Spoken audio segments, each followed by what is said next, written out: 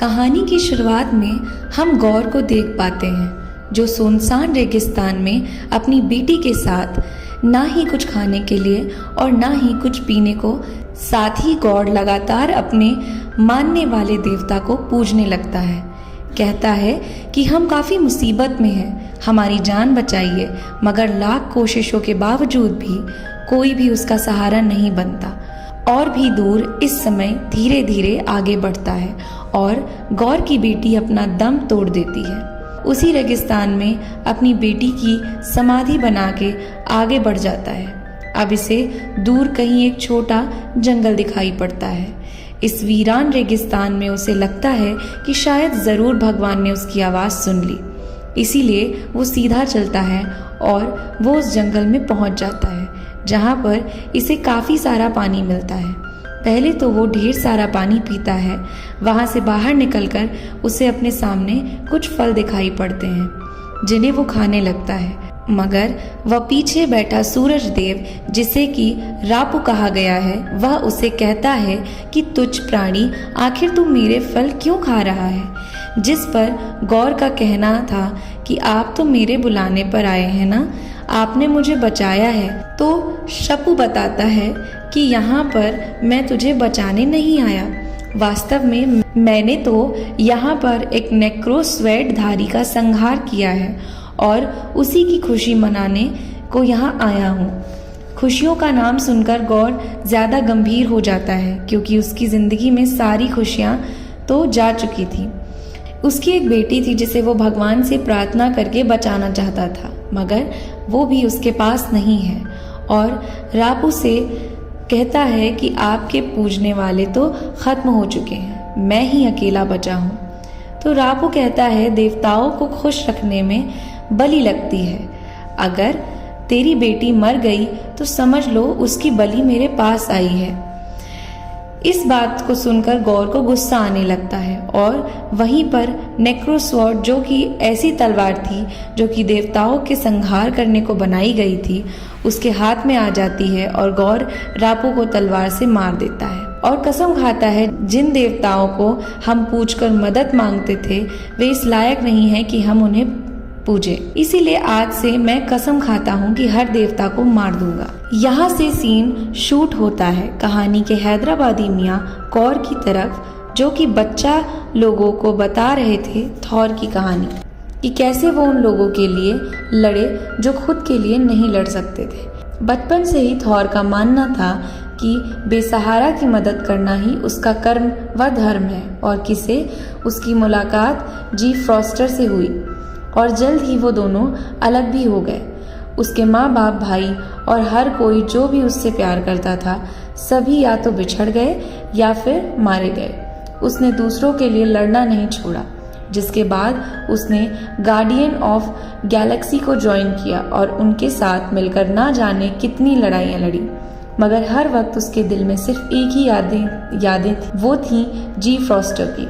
अकेलेपन में थॉर इतना डूब चुका था कि जिन जातियों संसार से अपने आप को दूर कर लिया और एक साधु की जिंदगी में जीने लगा, मगर जब भी कोई उसे पुकारता तो उसके अंदर का सैनिक जाग जाता। यहाँ पर पीटर स्टार लौट पहुँचता है और थॉर को कहता है कि ये जंग हम तुम्हारे बिना जीत नहीं सकते। यहाँ पर एक फनी सीन आता है। वहाँ एक राजा थॉर के पास आता है और बताता है कि हमारे ऊपर आतंकियों ने हमला कर दिया है, तुम्हें हम सबको बचा सकते हो। हमारी जिंदगी बिल्कुल सही चल रही थी, मगर किसी ने आकर हमारे देवता को मार दिया है। फिर बाद में लुटेरा आ गया था जो कि हमें लूटने लगे, जिस पर थॉर उन्हें मंदिर वापस दिलवाने का वादा करता है और स्ट्रॉम बेकर को उठाकर अपनी पावर को शमन करता है और बन जाता है माइटी थॉर। फिर वो एक एक करके मारता है और पैरों से 2 गाड़ियों को रोक देता है। लड़ाई में वो जीत जाता है। मंदिर पूरी तरह से टूट जाती है। जी फ्रॉस्टर को 4th स्टेज का कैंसर होता है। डर्सी उससे पूछती है, तुम्हारा आशिक कैसा है? पर वो उसकी बातों पर कुछ ध्यान नहीं देता, क्योंकि उन दोनों का ब्रेकअप हो चुका था और इस दौरान वो एक प्रोफेसर बन चुके थे। वो थ्योरी और लेक्चर दिया करते थे। इस तरह उनका ध्यान एक दिन एक किताब पढ़ जाता है जिसके अंदर थॉर के हथियार म्योनियर के बारे में लिखा था, जिनमें शामिल थे स्ट्रेंथ और गुड हेल्थ। वैलगेरी जो कि इंसानों के साथ अपने बसाए हुए अपनी जगह पर रह रहे थे। यहाँ न्यू एडगार्ड में थॉर, ऑडी और साथ ही लॉ की एक शो चल रहा था, जहाँ पर ये लोग कुछ प्ले कर रहे थे, जहाँ पर कांच के अंदर थॉर का म्योनियर रखा था जिसके टुकड़े हो चुके थे। मगर जीन के वहाँ आने पर सभी टुकड़े हिलने लगते हैं, मानो उनमें जान आ गई हो। इकार थॉर को 2 बकरी भेंट करता है क्योंकि उसने इन सब की जान बचाई थी। फिर सब अपने शिप में आ जाते हैं। पीटर अपने एडवांस कम्युनिकेशन को चेक करता है तो पता लगता है कि काफ़ी सारे देश जिन्हें मदद की ज़रूरत है। तभी थॉर की नज़र शिप पर पड़ती है जो कि उसके दोस्त होती है और सभी साथियों से वहाँ जाकर शिप को बचाने को कहता है। कॉर और थॉर वहाँ से साथ साथ जाने को निकलते हैं। वहाँ जाकर देखते हैं कि फेलिकेरियन के देवता फेलिका को किसी ने मार दिया है। वहाँ पर एक लड़की मिलती है जिसका हाथ कटा होता है।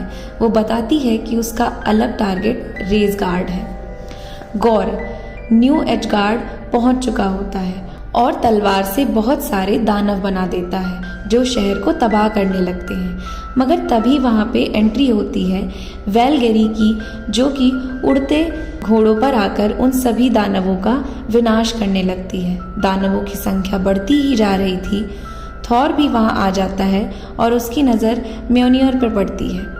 उसे अंदाज़ा लग जाता है कि कोई और भी उसकी तरह है। तभी जीन फ्रॉस्टर अलमाइटी थॉर बनकर आ जाती है और पुरानी जिंदगी की कहानी सोचने लगते हैं। गौर बच्चों को लेकर भाग जाता है। थॉर जनता से वादा करता है कि उनके बच्चों को वापस ले आएगा। टीम से बात करता है। तभी वैलगेरी उसे नेक्रोस्कॉट के बारे में बताती है। थॉर एक बच्चे से होलोग्राफिक से जुड़ता है और उसे आंखों की शक्ति के बारे में बताता है और उसकी मदद से थॉर वहां पहुंच जाता है। बच्चे खुश हो जाते हैं। फिर वो बताता है कि असल में वो वहां नहीं है, सिर्फ इमेज में है जो अनकॉन्शियस माइंड की वजह से यहाँ है, पर जल्द ही टीम के साथ आकर बचा लूँगा।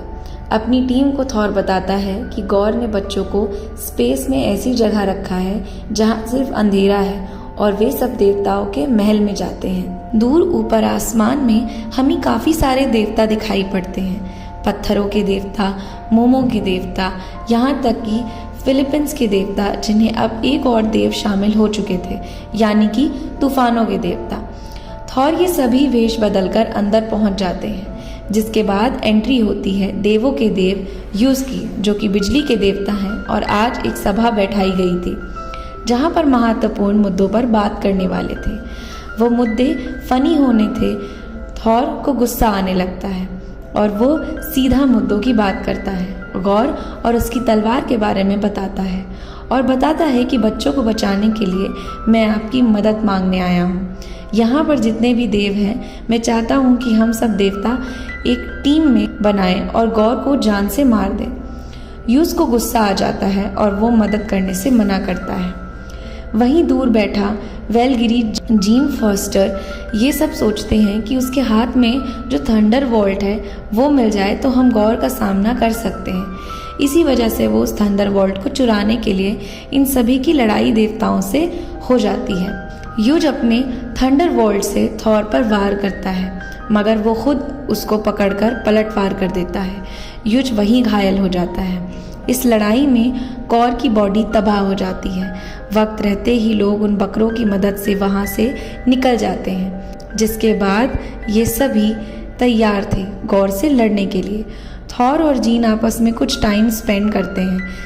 जीन उसको कैंसर के बारे में बताना चाहती है, पर तब तक वो पहुंच जाते हैं गौर के प्लैनेट पर, जहां पर सिर्फ अंधेरा था।